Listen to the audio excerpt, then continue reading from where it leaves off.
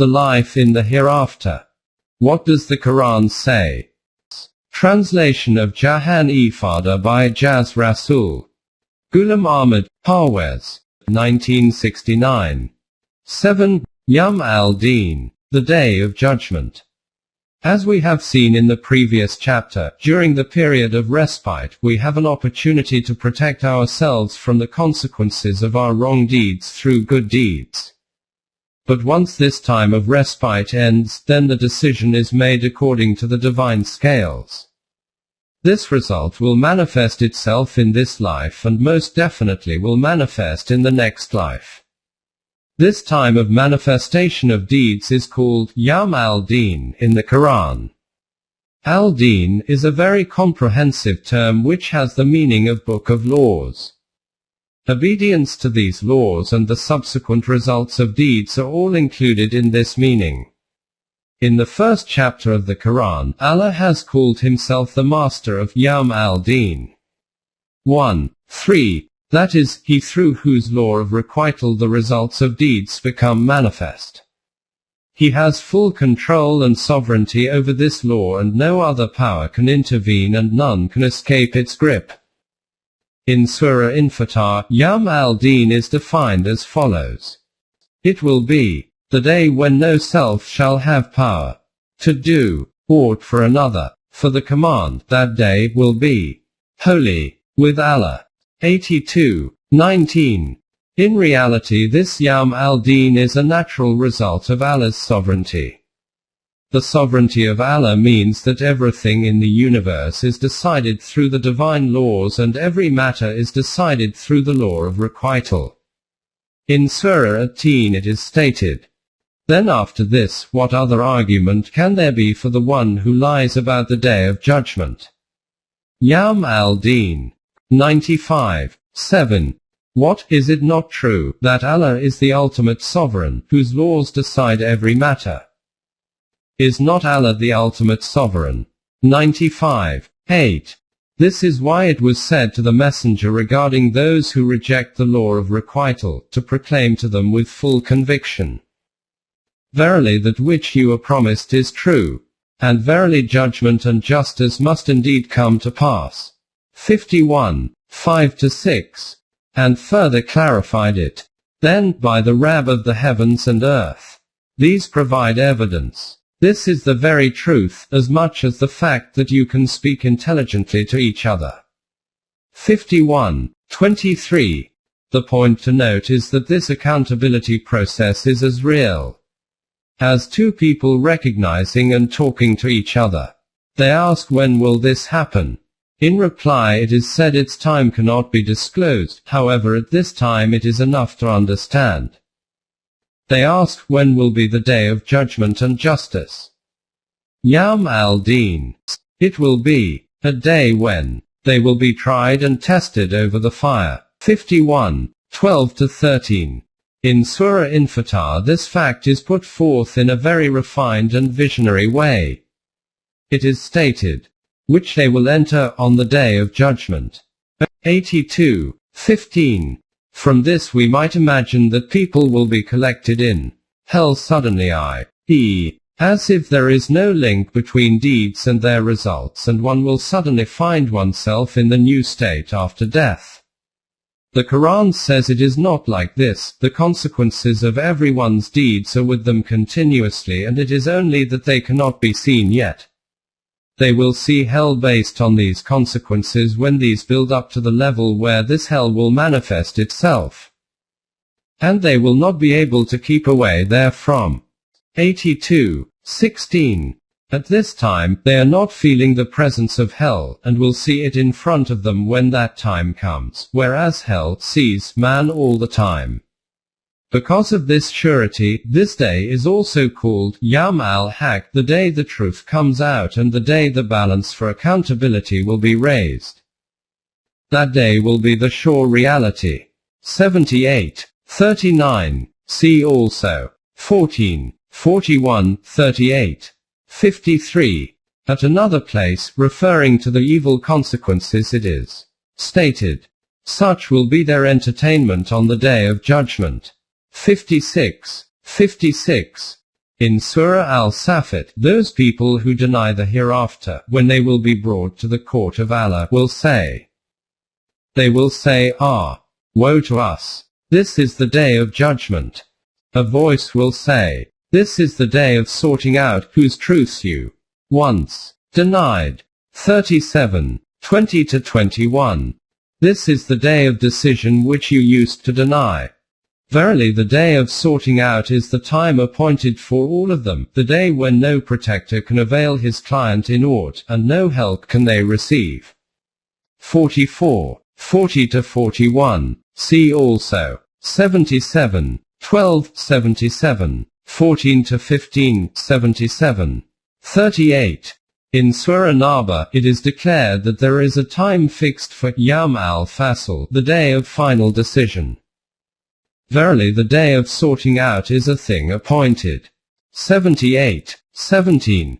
In some places Yawm al-Din has also been called Yawm al-Ba'th.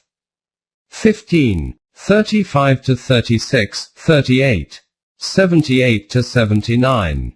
As already discussed, the criteria for success and failure according to the law of requital is based on the balance between the righteous and wrong deeds.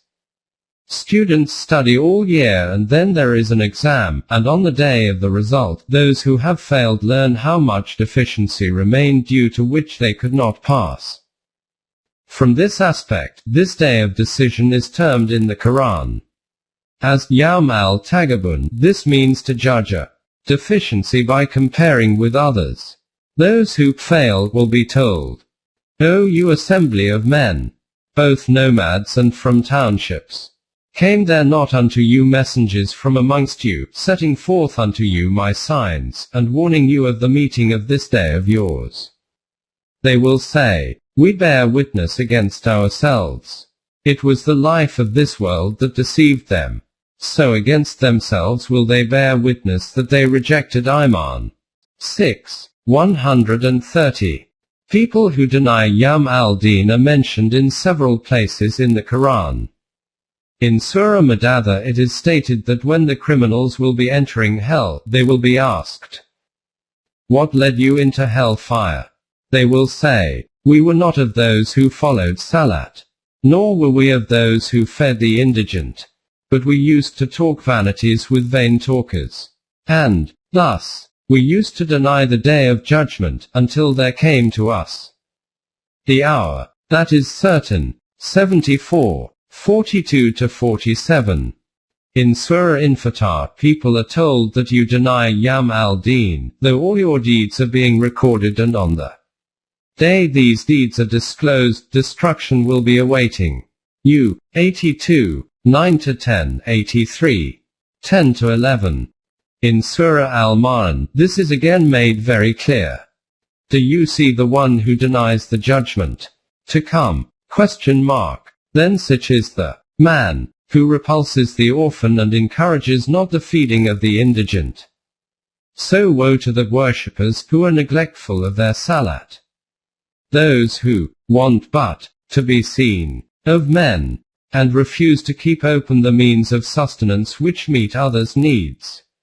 107, 1-7.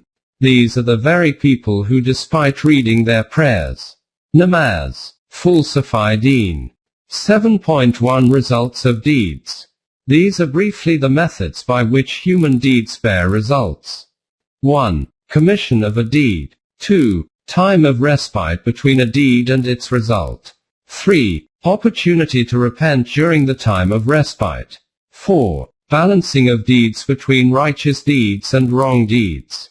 5. Manifestation of the results of these deeds. In the Quran these stages are not all mentioned together at every place, nor was this required. In the Quran, generally, reference is usually to the deed and its result, e.g., in Surah Al-Baqarah, nay, whoever submits his whole self to Allah and is a doer of good, he will get his reward with his Rabb. On such shall be no fear, nor shall they grieve. 2. 112. In Surah Al-Zumar it is stated, they shall have all that they wish for, in the presence of their Rabb. Such is the reward of those who do righteous deeds. 39, 34. This is the reward to the people for their own good hard work. The end of human success is that whatever they wish for they should get, but the Quran goes a step further. There will be for them therein all that they wish, and more besides in our presence. 50, 35. There, they will get everything they desire, in fact even more than this. This is a great reality which is referred to in a few words. The scales of human desires and wishes are according to this life. In this life he will acquire according to the scales of this life, and this is viewed as the pinnacle of success. But after this, when life moves to a higher stage, its requirements will change, which we cannot understand at our present level of consciousness. A child cannot imagine what will be the requirements of his life when he reaches adulthood. So the Quran says that as a result of the balanced deeds they will get all that they wish for according to the requirements of this life, but this is not the end of it. When the requirements of their life change, then they will have those things which will be as per the new requirements. That he may give glad tidings to Momineen who work righteous deeds, that they shall have a goodly reward. 18. 2. In Surah Hud the purpose of human life is stated as that he provides you opportunities to check which of you is best in conduct. 11. 7. And regarding evil deeds it is stated, nay, those who seek gain in evil, and are girt round by their crimes, they are companions of the fire. Therein shall they abide. 2. 81. See also 41, 27, 30. 10. Such destruction, that after seeing it they will experience regret and shock as to why they performed such deeds. And those who followed would say, if only we had one more chance, we would clear ourselves of them, as they have cleared themselves of us. Thus will Allah show them the deeds as regrets. 2. 167. But from people in crime never will his wrath be turned back. 6. 147. See also 7. 47. 41. Then the Quran says that you will see what the end was of those who created disharmony, conflicts and injustice in this world. And hold in your mind's eye what was the end of those who did mischief. 7-86. See also 7-84, 7-103.